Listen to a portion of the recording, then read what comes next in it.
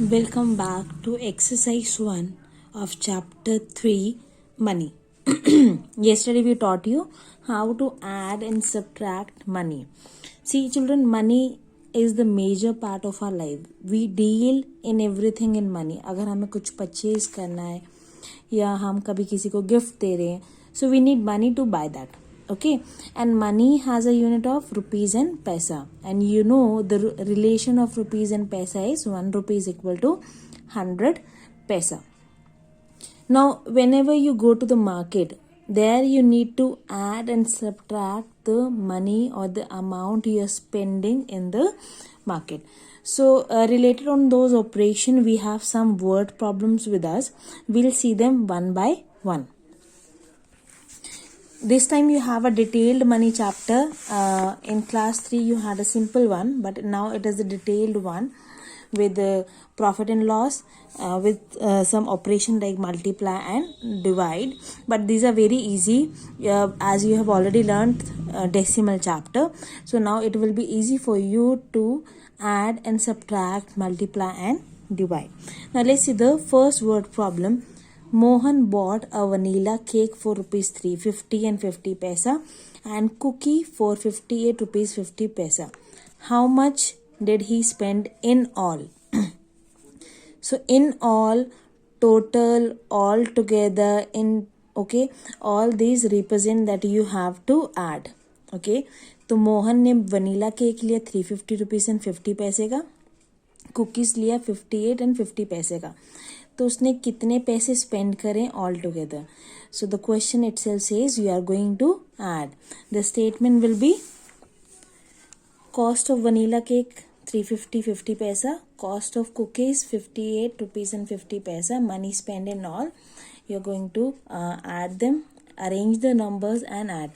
I'm not going to teach you this one because you have already done this one. Okay, rupees को अलग लिखेंगे हम, पैसा को सेपरेटली लिखेंगे, एंड यहाँ का जो भी कैरी होगा you know it will go move to the rupees side.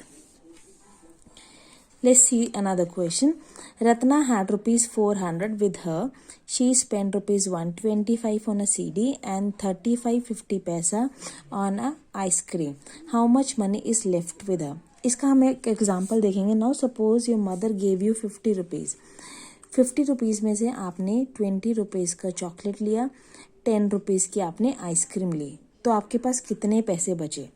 तो सबसे पहले आप क्या करोगे, जो भी आपने सामान लिया है सबसे आप पहले उसको प्लस करोगे. For example you took 20 rupees chocolate, so आपने 20 रुपीज़ का चॉकलेट लिया, एक वो आपका वो स्पेंड हुआ है चॉकलेट पे. Then you bought ice cream for 10 rupees, एक आपका वो स्पेंड हुआ है. So 20 + 10 is 30. ना you gave 50 rupees to the shopkeeper. आपने 50 रुपये का नोट दिया शॉपकीपर को, तो शॉपकीपर आपको कितने रिटर्न करेगा? 30 जितना आपने स्पेंड करें उसको माइनस करके. सो 50 - 30 equal to 20. That means 20 rupees will be returned or left with you. So same question. Now the money spent on CD. Cost of CD is 125 rupees. Cost of ice cream is 35.50 paisa. So total money spent in all, सबसे पहले जो खर्चा किया हम उसको add करेंगे. We will get 160 rupees and 50 पैसा. Now money with her, उसके पास कितने पैसे थे? 400 rupees. Money left, 400 में से जितने पैसे उसने खर्च किया हम उसको माइनस करेंगे. We will get rupees 239 and 50 पैसा. Let's see another question. My mother went to the market. She bought rice for 225.50 paisa, tea for 42 rupees 50 paisa, and sugar for 128 rupees and 50 paisa. How much money did she spend in all? Again, this question is similar to the first one. Money spent on rice, okay, or cost of rice. Then cost of tea 42 rupees 50 paisa, cost of sugar 128 and 50 पैसा, and money spent in all. Total कितने पैसे खर्च हुए हैं? सो हम तीनों को add करेंगे. वी गेट 396 रुपीज़ एंड 50 पैसा. तो ये टोटल पैसे उन्होंने स्पेंड करे हैं. Now I went to a toy shop and picked up a cricket bat for rupees 402 and 50 paisa, a Barbie doll for rupees 282.50 paisa, and a ball for rupees 42 and 50 paisa. I gave 1000 to the shopkeeper. How much money did I spend all together? यानी कितने पैसे मैंने all together spend करें and how much money did I get back. अगर मैंने 1000 रुपये का note shopkeeper को दिया तो मुझे कितने पैसे वापस मिलेंगे. So cost of a cricket bat 402 50 paisa, cost of Barbie doll 282 rupees 50 paisa and cost of a ball 42 rupees and 50 paisa.